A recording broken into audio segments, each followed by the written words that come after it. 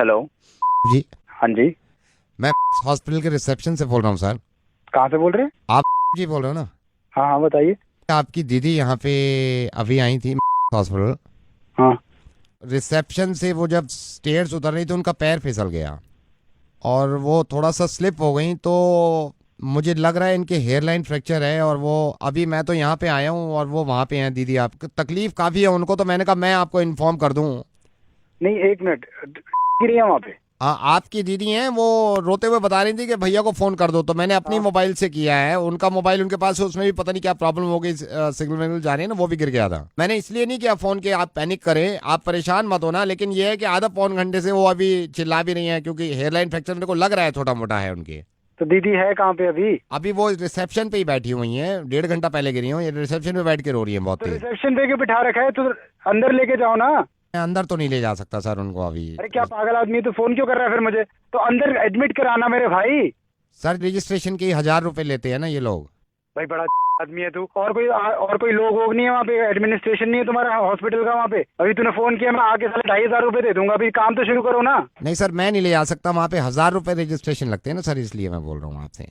पागल हो गया क्या बहन? तू 2,500 ले लियो। मैं अभी तूने फोन किया, मैं पहुंचने में टाइम लगेगा ना, तो उनका काम तो शुरू करवा, मैं आ रहा हूँ। 2,500 रुपये दे दोगे आप? 2,500 रुपए मारूंगा तुम्हारे मुंह पे साले। हजार कंफर्म की बात करने कर से रहा है। पहले ही मारोगे आप? अबे क्या कंफर्म? कि ये जो कॉल करी है मैंने, ये जेन्युइन भी है या नहीं, जो आप 2,500 रुपये फौरन देने के लिए बात कर रहे हैं? कहाँ से बात कर रहा है तू? आई एम सो सॉरी जी। आप सबसे पहले तो इस बात का इत्मीनान रखें कि आपकी दीदी गिरी नहीं है। और मैं कहाँ से बात कर रहा हूँ? मैं रेडियो मिर्ची से नवेद बोल रहा हूँ। अब ये क्यों बात कर रहा हूँ, प्लीज मेरी इस बात को समझिएगा।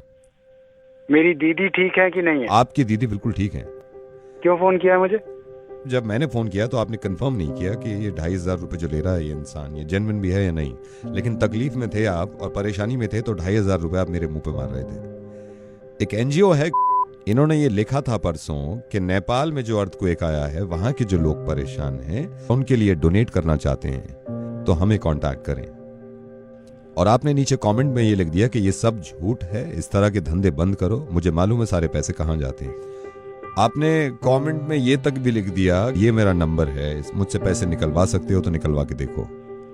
मुझे मालूम है कि ये की जिम्मेदारी नहीं है कि वो नेपाल के लोगों की मदद करे, क्योंकि वो एक इंसान है, तो ये एक इंसान की जिम्मेदारी है कि वो नेपाल के लोगों की मदद करे, जो लोग अर्थक्वेक में परेशान हैं, जो लोग अर्थक्वेक में खत्म हो गए हैं, जिनके परिवार बिछड़े हुए हैं, उनकी मदद करे। ये जरा सोचिए तो सही, आप तो दिल्ली में ही थे जब ये अर्थक्वेक आया है। जिस वक्त ये झटके लग रहे थे ना हमें, उस वक्त रूह कांप गई थी लोगों की कि अगर खुदा न खास्ता कुछ ज्यादा हो गया तो क्या होगा।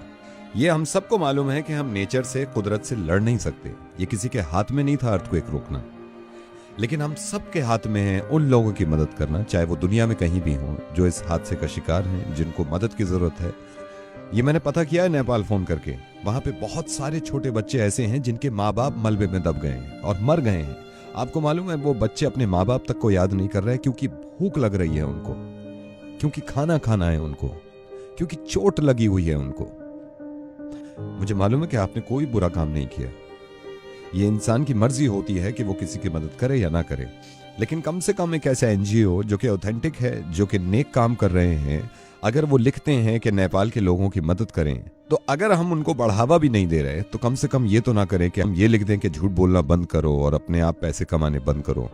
एक बात सोचिए जरा, जब अर्थक्वेक आता है या ऐसी कोई परेशानी होती है, तो मेरे हिसाब से सबसे करीबी जो है एक दूसरे की मदद करने के लिए, वो पड़ोसी होता है। आपके फ्लैट के बराबर वाले भाग के आ जाते हैं कि आप ठीक ठाक हैं या नहीं। तो ये भी पड़ोसी है नेपाल।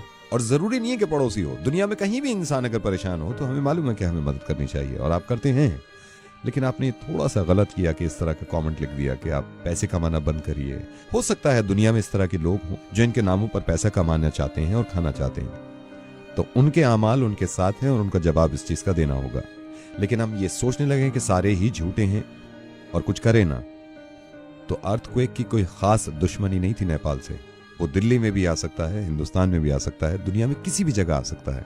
फिर हम ऐसे ही मोहताज होंगे खुदा न खास्ता मदद के, और अगर वो इसी तरह इग्नोर कर दें तो बहुत तकलीफ होगी हमें और हमारे बच्चों को। जरा इस बात को सोचिए कि एक हेयरलाइन फ्रैक्चर से कितनी तकलीफ होती होगी किसी को, जिसकी वजह से आप इतने परेशान हो गए। अर्थक्वेक में किसी का दब जाना और मर जाना, इससे ज्यादा तकलीफ की बात हो नहीं सकती उनके लिए जिनके घर वाले बच गए हैं और वो देख रहे हैं कि लोग कैसे मर रहे हैं। I am sorry Naved. अब मैं आपसे मदद चाहता हूं, आप डोनेशन की शुरुआत ऐसे करें कि इस चीज को इतना फॉरवर्ड करिए कि किसी के जहन में अगर नहीं भी है उनकी मदद करना, डोनेट करना, तो वो मजबूर हो जाए और उसको एहसास हो कि लोग परेशान हैं। प्लीज इसको शेयर करिएगा। खुश रहिए, हिफाजत से रहिए और दुआ करिए इस वक्त नेपाल के लोगों के लिए।